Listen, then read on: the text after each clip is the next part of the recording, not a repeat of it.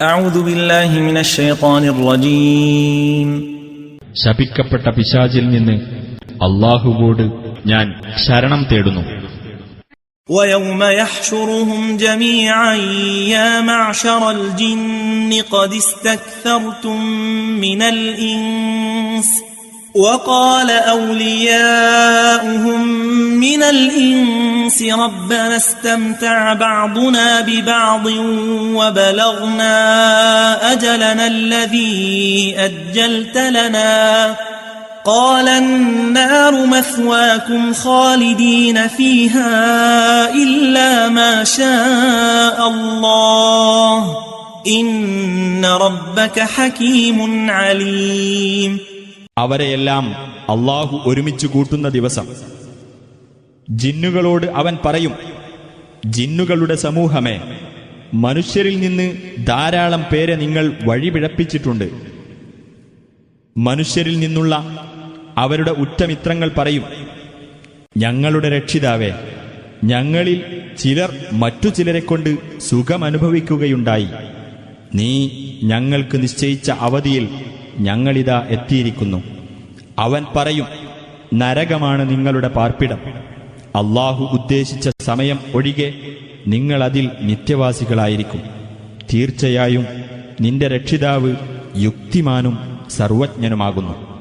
وَكَذَلِكَ نُوَلِّي بَعْضَ الظَّالِمِينَ بَعْضًا بِمَا كَانُوا يَكْسِبُونَ. അപ്രകാരം ആ അക്രമികളിൽ ചിലരെ ചിലർക്ക് നാം കൂട്ടാളികളാക്കുന്നു. അവർ സമ്പാദിച്ചുകൊണ്ടിരുന്നതിന്റെ ഫലമത്രേ അത്. يا معشر الجن والإنس ألم يأتكم رسل منكم يقصون عليكم آياتي وينذرونكم لقاء يومكم هذا قالوا شهدنا على أنفسنا وغرتهم الحياة الدنيا وشهدوا على أنفسهم أنهم كانوا كافرين.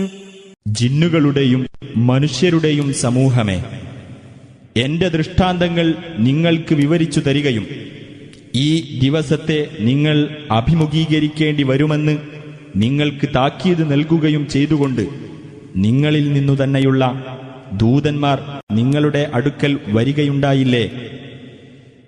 അവർ പറഞ്ഞു, ഞങ്ങളിതാ ഞങ്ങൾക്കെതിരായി തന്നെ സാക്ഷ്യം വഹിച്ചിരിക്കുന്നു. ഐഹിക ജീവിതം അവരെ വഞ്ചിച്ചു കളഞ്ഞു. തങ്ങൾ സത്യനിഷേധികളായിരുന്നുവെന്ന് സ്വദേഹങ്ങൾക്കെതിരായി തന്നെ അവർ സാക്ഷ്യം വഹിച്ചു. ذلك أن لم يكن ربك مهلك القرى بظلم وأهلها غافلون. നാട്ടുകാർ സത്യത്തെപ്പറ്റി ബോധവാന്മാരല്ലാതിരിക്കെ അവർ ചെയ്ത അക്രമത്തിന്റെ പേരിൽ നിന്റെ രക്ഷിതാവ് നാടുകൾ നശിപ്പിക്കുന്നവനല്ല എന്നതിനാലത്രേ ദൂതന്മാരെ അയച്ചത്.